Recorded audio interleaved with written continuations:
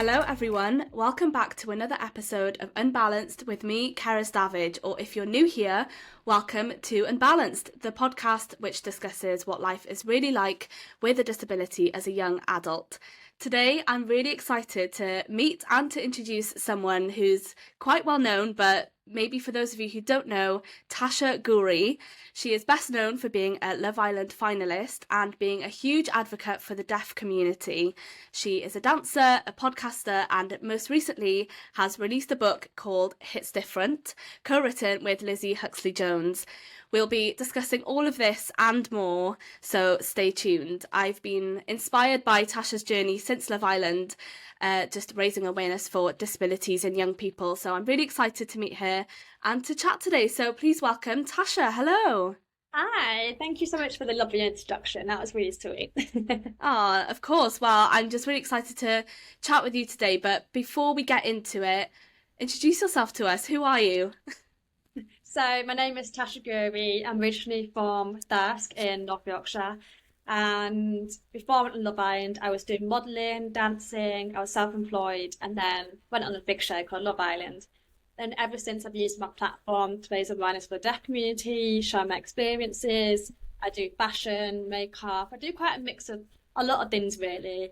But yeah, I mean, so far it's been an incredible journey, but I really like to focus on what I'm passionate about, which is, being an advocate for the deaf community and share my experience as much as I can to help other people out there.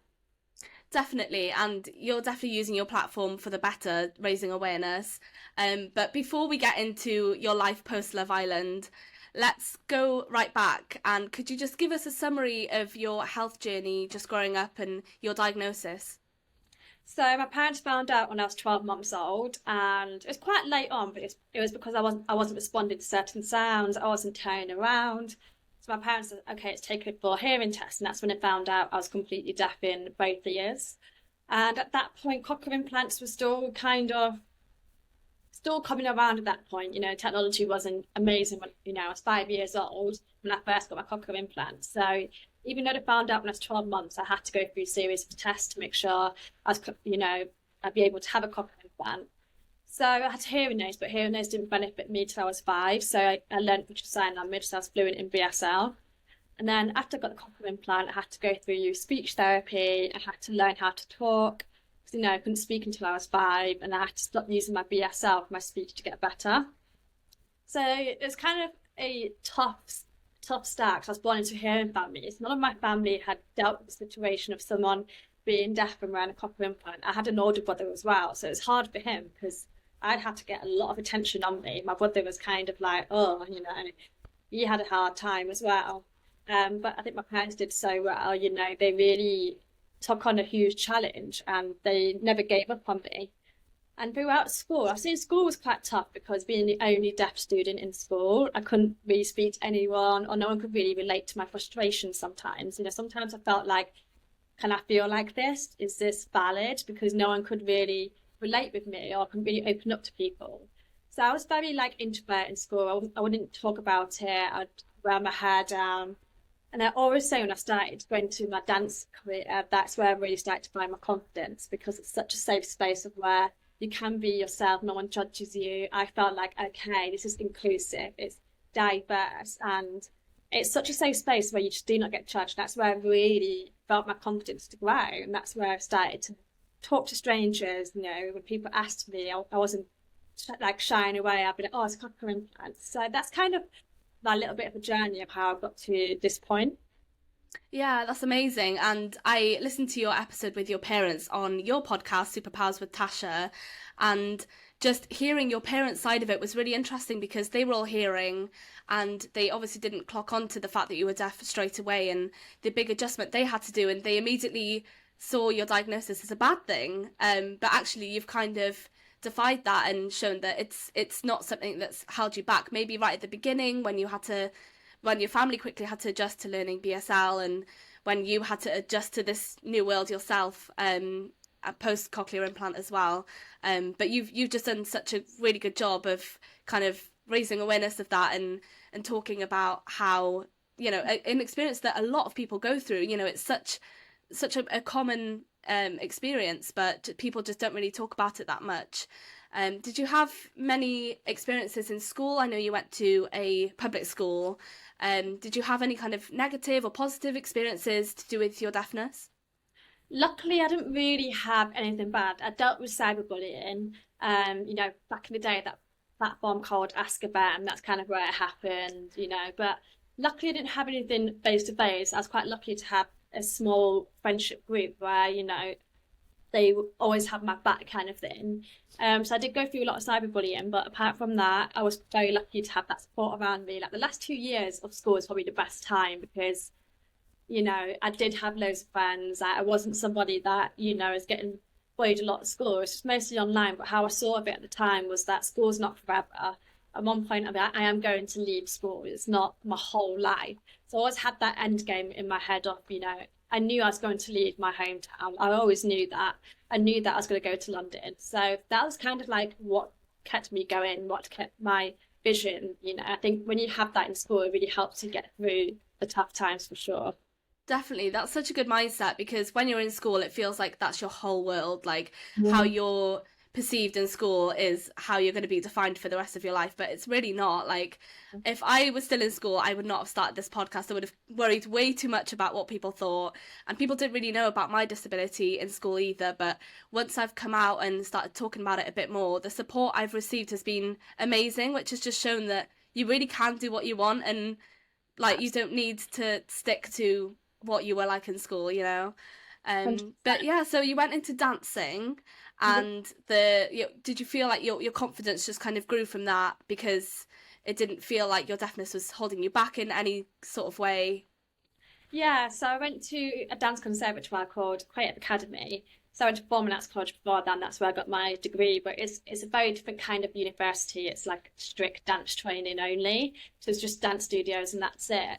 And the first 2 years were kind of hard because I was still kind of figuring out who I was as a person, who I was as a dancer, like who am I kind of situation. And there'd be times where in class my cochlear implant would fall out and I'd get so angry with myself. I'd walk out, I'd be so frustrated, I'd be upset. Even teachers were there for me so much, they understood like what I was going through. And then, I think it's actually my mum said, why don't you wear like double-sided breast tape? It's so random, I know. But, to stick my cochlear implant down. So like double-sided boob tape, that's an invention that, to keep it on. And, ever since that's why I was like, okay, I can rip my head about more now, knowing that it stays stuck on. Then in terms of like my confidence, there was a pivotal moment where choreographer who's actually my best friend now, Josh. He teaches like amazing dance classes, up and down the UK. And I went to one of his workshops, and at the end of class, you normally perform in groups of like 5, 4, or 2. You have a camera. I was front and centre in the middle. Halfway through, my implant fell out because I was so sweaty. The tape wasn't sticky anymore. Oh no! But that moment was the moment though, because I carried on, I stayed in time with the music. I didn't let it stop me. I didn't let it define me. Something in me said to keep going, Tasha, you've got this. I remember at the end, Josh was literally just in tears. He came over and gave me the biggest hug. And that's a moment of, I did it, That's where I started to realise it doesn't define me. It's just a part of me that is special and unique. And, that's where I really started to open my wings and just really embrace my deafness fully. Like I stopped hating it, I started loving it. Wow, that's amazing. And I'm sure you're kind of used to your cochlear implant falling out while you're dancing because it's such a physical sport. I can't imagine the kind of, I'm sure that half your mind is always on like that and just making sure that it doesn't fall out. And then when it does, it's like, your whole world could fall apart. And the fact that you've now adjusted to that and you haven't let that stop you, that's amazing. And then that's definitely reminded me of Cassie in the book, which I'm sure we'll get to in a bit. Yeah, so obviously you got a cochlear implant when you were 5 years old. Yeah, I can imagine it took a lot of time and patience to adapt to it. What was that like at the beginning? I don't really remember much because I was so young, but I did have a second cochlear implant when I was 16. So they have a lifeline of 10 to 15 years. So I was at college and I remember it just went off and I was like, oh, that's a bit odd. We went to the hospital and then changed spare parts. Sometimes I just used like a new wire. Started driving home. It was like an hour and a half away from my home. It went off again. And my dad was like, oh, something's not right. So we had to go back. and they checked the internal and said, okay, the internal has broke. So I had to go through the whole new re-implant, the whole new operation. I was deaf for about 3 to 4 months because I had to let it heal. Even before the operation, there's no point wearing it because it's broken inside. So after the switch on for that one, I do remember really, really well. It was kind of like everything sounded robotic. It was really weird. It was, like robot sounds. And I was actually like, is this how it's going to sound forever? Because I want my... Oh no. And then eventually, it's quite interesting. Eventually, when you go to the audiologist, they tune it on the computer. So they tune like the pitching, the tone, and eventually you train your implant to hear and recognize sounds. And then that's why eventually it became like normal in a way. So yeah, at first I was actually like, this is really weird. And then after 2 months, I would say that's when it actually starts to go back to how it was before. Wow, that's so interesting. So the implant adapts to the sounds around it, does it? Yeah. Oh, So you go wow. through like hearing rehab. You play these like little games in the audiologist, like it's like a bunny rabbit in a corner. It's so random. It's like a bunny rabbit. And then if you hear a sound, you have to click a button. There's like little things like that. Ah, okay. And they have to keep tuning it and tuning the pitch in, and you just have. It's very clever. You have to train the cochlear implant because it doesn't fix your ear. You hear through the implant, you don't hear through the ear. So that's where people get kind of mixed up. So you do have to train your implants. So listen to music, watching movies, things like that. And that's where eventually it recognizes these sounds. And it's so clever how it works. It really is. Yeah, definitely. So you had the opportunity to have a second cochlear implant in your other ear, but you chose not to. Can you tell us why? I think for me personally, I think I was just happy with having one. I didn't want to go through the whole stress of having to do this year because I had to take this one out. I have to train this year up to this level. Like, I was in the middle of my A levels, and I thought I just don't have the time. I was going through exams, I was going through stress, and I was just super happy with just having one. And I'm used to it now. I know how to work with it. I know it works for me personally, and I actually enjoy taking it out and just not hearing anything quite a lot. So it's very peaceful. Yeah, I'm sure. I mean, it's nice to have the option to just kind of switch off and yeah, Yeah. and there are sometimes I have very noisy neighbours while I'm trying to sleep at night, so I'm very Yeah. jealous of that part. You can just have a very peaceful night. I know, I don't hear Andrew snoring. I'm like, it's the best thing ever. I can just get out. Oh, that's so good. Well done. You guys are made for each other. I want to know, what are there any misconceptions about being deaf or cochlear implants that maybe you'd like to address? That our ears get fixed. That's definitely the biggest misconception. I was just saying briefly just before, I think a lot of people think, oh, it's fine, your ears are fixed, like, you don't have a disability anymore, basically. It's like, actually, no, that's not the case. We go through a lot of downsides. I have headaches a lot, I get tired a lot, over sensory load, going to events, after an hour or two, I want to go home, go to bed because it's so draining, so tiring. Yeah. So I think, especially the deaf community, we're very overlooked. I think the past 2 years we're really coming to light more, whereas before we're very overlooked to the point that it's not a real disability. Is that actually it is, there's so many different types of disabilities. Just because it's not really seen or spoken about doesn't mean it's not.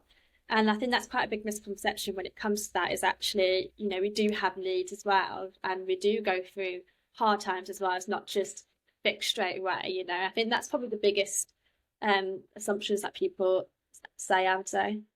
Yeah, definitely, because it's not a cure, because Yeah. deafness isn't something that needs to be cured, really. It's just something that might, I don't know, aid you a little bit, would you say? Yeah, exactly what you were saying. It's not like a cure or anything. It's literally just, we still have to deal with it day to day in our daily lives. I always think of what if it breaks. All these situations, so many different situations can happen. So yeah, exactly like you said, it's not a cure. Yeah, exactly. And yeah, I'm so just grateful that you've been able to raise awareness so much about it on your social media. Obviously, being in Love Island was a journey in itself, but you're obviously open about your deafness right from the start, and that's something people really appreciated. A lot of deaf people felt seen, a lot of disabled people, including myself, felt so seen. It's not just like people that are like really put together and like picture perfect and have nothing like wrong with them, I guess, in quotes. But yeah, just seeing that right from the beginning, just seeing someone that's just a little bit different, but it didn't really define you through the whole show. But obviously you came out of Love Island, and I'm sure you had a lot of opinions. What was that like, kind of coming out of it? Yeah, I think the biggest one that shocked me was ableism. I think I had a lot of ableism on the show, and I think the problem with ableism is that people use it as a joke and think it's okay. That this is still something that happens day to day that I see on TikTok and other people's socials, and it's crazy because, there's a situation where, who is it? I can't remember who it was, but something happened and I said, this is not okay, it's ableism. So I replied saying, yeah, but it's a joke. I'm like, can't use jokes for ableism, expect it to be okay. So when I came off the show, I had to deal with a lot of that, about my voice. There was people tweeting, I want to rip out Cochlear implant, throw it in a pool. There's brutally honest. There's 2 girls on TikTok, I still remember to this day, went on TikTok, took the mick out of my voice, and that went viral and still not been taken down. It's crazy. And I think, when I came out, I could have gone 2 ways. That could have really affected my mental health. But actually, I came out and said, I'm going to use this as, fuel to my fire to do better for the community, to actually educate people. So when I came out, I straight away did a YouTube video talking about my cochlear implant, talking about why my voice may sound different. And the amount of people that will be like, oh, I did not know this, just goes to show this lack of education, this lack of awareness, that we don't learn about it in school. That's why the power of social media is also good, because people can learn so much from it. So that's why I said I'm going to go with the positive attitude, kill them with kindness. And ever since, that's what I've kept doing. And now I probably see like 1% of negativity, and I'm not going to let that get to me. I'm going to focus on the good and the positives around me.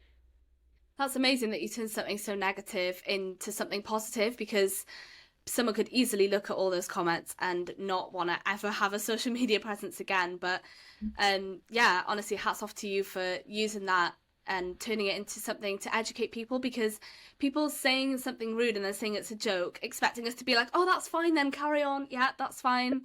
Sorry, I didn't realise it was a joke. Oh, sorry, yeah, haha. But also that just shows that there's just not enough awareness and there's not enough education about any kind of disability, that people still think it's okay to make jokes about it when it's actually just plain ableism. Yeah.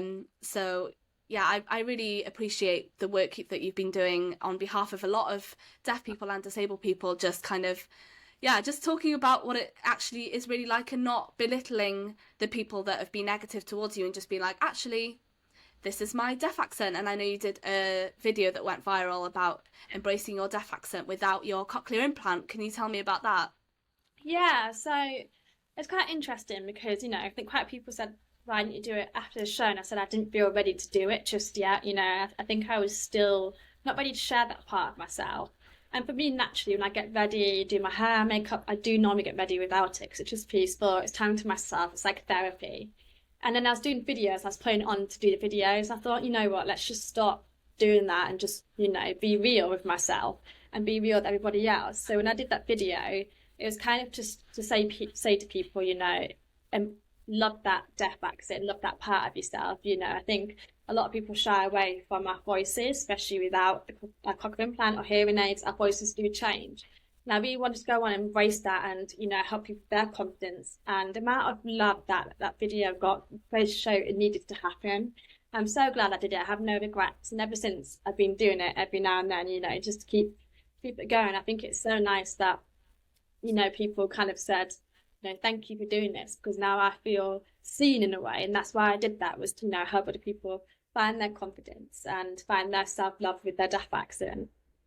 Definitely. And I'm sure it was quite a nerve-wracking thing, always doing videos with a cochlear implant, but just receiving a lot of love, where I'm sure there could have been a lot more room for hate. But just the fact that people really appreciated that you just did a video without your cochlear implant, and just, yeah, embraced who you really were without a machine helping you.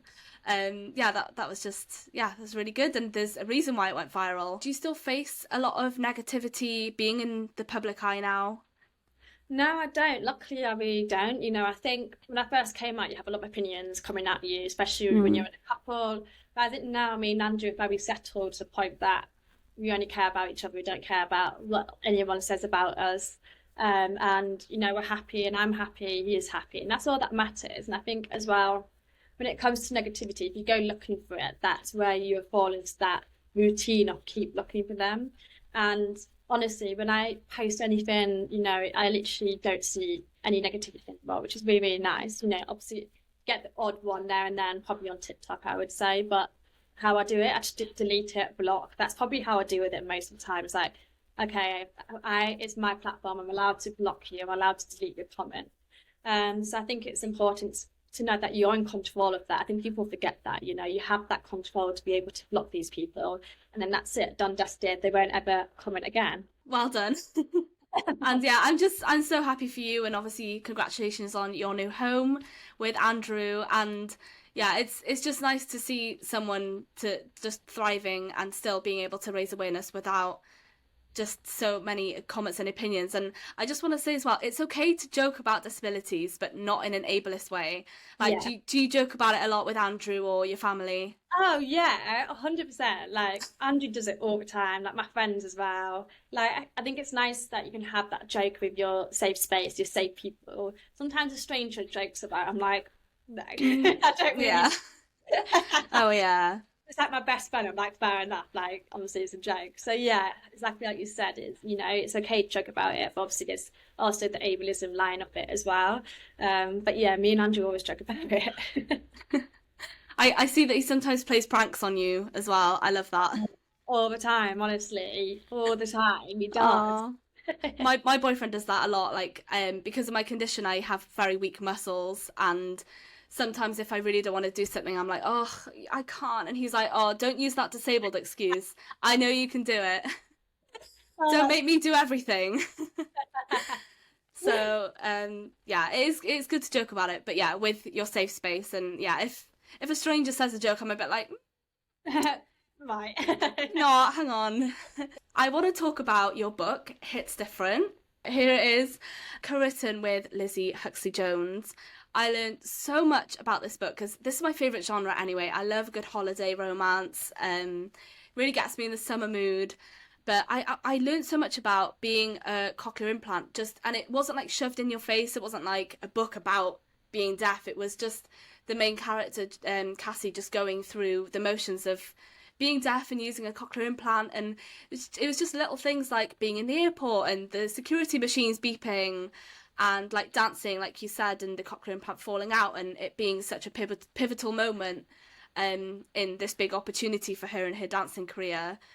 And then you just see, you know, she's in a relationship where she feels belittled because of a disability, and it ground my gears so much. Like, I was so mad at this guy at Mason. I was like, not Mason. oh, I was just, because we've all had a Mason in our lives, like, that make you feel, you know, that make you feel like they're doing you a favor for being with you in a relationship. And yeah, you don't, you know, you deserve someone. And I found my Levi, and you found your Levi, that just makes you feel like your disability is a part of you, but not a pain. It's not something that, you know, they have to put up with. My boyfriend says to me all the time, like, your physical, like, condition is the least of my worries. Like, you're more annoying for me mentally than you are, like, physically. So, but also, like, you know, he's willing to research into my condition, and that's what Levi does as well. It was just very subtle ways of just learning about being a cochlear implant, and I think that's so important. Do you feel like there's enough representation in these books? No, I wouldn't say with novels there definitely isn't that representation. You know, I think when it hits different, me and Lizzie said, okay, the main focus is representation, not even just for, you know, people with cochlear implants, but also the LGBTQ plus community, you know, because I've got my best friend who's non-binary, so that's where the inspiration came from. Aww. You know, with Hits Different, we want it to be educational points, but like you said, not thrown in your face with so much overload information. We kind of wanted to weave it in so it felt natural, it felt like a nice storyline. And, you know, I said to Hux, I was like, okay, we need Mason to be the walking red flag. We need all the red flags in Mason and all the green flags in Levi. And, you know, Levi was inspiration from Andrew, you know, changed my batteries with me. You know, that's something that Andrew did. So throughout Hits Different, there's some of my personal stories that happened, but read into Cassie. And that's purely because we wanted the readers to feel related. We wanted the readers to feel connected to Cassie, and not necessarily have it all made up, but still have that realism in there, so it felt real as well. I think that's the beauty of It's Different. I think Cassie, the amount of readers that messaged me saying I felt so related to Cassie, I felt her emotions with her, that's exactly what we wanted. That was a being of like, we did it in a way, because that was the message that we wanted. That's amazing. And yeah, this is probably the first book I've read with a non-binary, one of the main characters being non-binary as well. And it wasn't a huge deal. It was just a part of who they were. And just reading a book about a character that has they them pronouns is just, it just felt so normal, like it was really good. And I feel like there should be more books with representation of, yes, the LGBTQ plus community, but also the disabled community, without the book being all about that, because the book is about Cassie's dance journey. But yeah, you did a great job, so well done. I really enjoyed it. I'm glad you enjoyed it. Thank you. So Cassie is based off of your own experiences, but would you say she's her own person? She's not just based off of you yourself? Oh yeah, she's definitely her own person, but she has like bits of me read into her. And I think that's what makes Cassie so special, is because she is her own person. But also, I think what's really nice about the book as well is that her friends, especially Pen is quite hard on Cassie. Sometimes you need that tough love from your friends, and that's your true friend. Not always going to give you what you want to hear. There's going to be times where they want to give you what you don't want to hear. And that's purely because that's something that a true friend would do. And I think throughout the book, the experiences and, my dancing as well, there's so much of the dance industry that, I've learned, that I put into Cassie. So I think it really is, when I read it, the first draft, I was like, it literally is feel like I'm reading me in a way. But she is her own person. I think that's the beauty of it. It's got little bits of me in there, but it's not all me, if that makes sense. Yeah, definitely. The representation in it was amazing. The way it was written was really good. Are we expecting more books? Is this kind of an open door for you? Maybe, possibly. There might be something in the works, not to do with It's Different, but to have a second It's Different book. Fingers crossed. I think I was going to say, it could go in so many different directions. I can continue with Cassie and Levi, but what about Pen? What happens to Pen? There's so much to really go with it. So I'm like, I'm manifesting. I would love that. I'll be the first person to get that book. I want to know what happens next. But I love the fact that Pen isn't just like the side character. I feel like in a lot of romance, like movies and books, there's always like the gay best friend or like the random like side character that just doesn't really have their own storyline. But Pen completely has their own storyline, their own journey, like their own career. And yeah, I really want to know what happens to them as well. So if you're looking for, inspiration, if you're looking for motivation, get on it. Absolutely. Did you enjoy the writing process as well? Yeah, so it was actually really nice that me and Hux literally connected. I remember the first meeting we had, and we probably were there for about 3 to 4 hours, and we already started on the characters. We made a massive mind map, and we just started writing down names, like storylines, and it was just like magic in that first meeting. And then after that, it was like a lot of Zoom calls going back and forth, a lot of editing, first draft, okay, go through, edit a lot of stuff, there's a lot going back and forth. And I think that was so nice, is that me and Hux really connected in levels in terms of we respected each other. We had that respect of, being, because also Hux has disabilities as well. So there's so much that she incorporated of her own experiences. And that was the magic of it, was that we both had similar experiences with our disabilities. And I think that's what made it so beautiful, is that we made it into this amazing book, It's Different. And so the writing, I really enjoyed the writing process. I really did. I wish I took it in a lot more, because I've been so busy going, but I think it was such a cool experience. I'd love to do it again for sure. Oh, amazing. You've also got your own podcast as well, Superpowers with Tasha. Are you looking to do a second series? Yes, hopefully. Yeah? Okay. I would love to do a second one. I really enjoyed the first one. I think it was such a good podcast to really open up people's conversations and to educate people. I definitely would love to do a second one, maybe start of next year, something that we're looking at. So yeah, hopefully I would love to. Yeah, I've really enjoyed your first series. So it's just like making a podcast is just so nice to meet different people with different stories, and this is the main reason why I love doing Unbalanced. So yeah, what's next? Sorry? I said you're great at it, so. Oh, thank you so much. Well, it's definitely something I want to pursue and go into, like presenting or something, definitely. So yeah, what's next for you to finish off? I can't really say much of what's next, but what I will say is it's very, very exciting what's about to happen. So, Well, yeah. I can't wait to follow your journey. Where can we find you on social media? Instagram, which is Tasha Ghouri. TikTok is at Tasha Ghouri1. Snapchat, if you're a Snapchat person. I'm trying to be cool with Snapchat. It's Tashi222. I love Snapchat because I think I started off on Snapchat when I was younger, so I feel like I can't really let it go. So I love a good Snapchat. I deleted it, and then everyone was like, "Oh my god, Snapchat's come back." I'm like, "It's made a comeback." So yeah, so I got it back, and then yes, a new platform now you can do on it. So cool. Well, hopefully it's there to stay. It's nice to just kind of vlog like the random parts of your day, you know? Yeah, I'll be like literally in my pajamas in bed. I'm like, "Hi." It feels way more chill than Instagram or TikTok. Like, I feel like that's really intense. Yeah, definitely. I agree with you on that one. But then with Snapchat, it disappears in 24 hours anyway, so it doesn't matter. Exactly. To finish off this episode, I want to ask a question that I ask all my interviewees, which is there a piece of advice that you would give to your younger self or someone else that might be struggling? To my younger self, anyone that's struggling, I would say no one else is you, and that's your biggest power. I think to remember who you are as a person, remember your roots, and stay focused on your own path. You know, don't compare yourself to other people. It's hard to do that, but trust me, you stay visioned on your own path, stay focused, great things will happen to you, and many doors will open for you. And just always believe in yourself, you know, even as hard times can get, just keep believing in yourself, keep being positive as much as you can, and don't be so hard on yourself. You know, I think that's why I would say we're allowed to make mistakes. We're human, you know, that's how we learn, that's how we grow. So really take in those experiences and grow from it. Definitely. And you can really see that in the book as well. You know, you have to love yourself before you're able to receive love, because, you know, you have to accept yourself for who you are. And it's really difficult, but it is so worth it. Yeah. Definitely. Amazing. Well, thank you so much for taking your time to share your story and your experiences with us. I'm sure we all have something to learn from you. Is there anything else you want to add?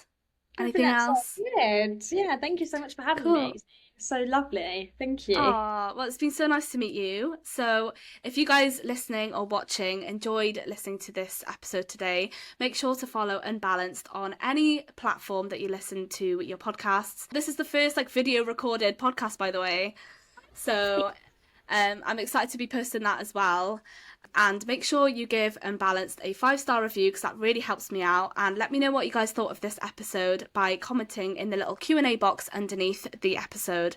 I will be back with you very soon with another interview episode. But until then, bye!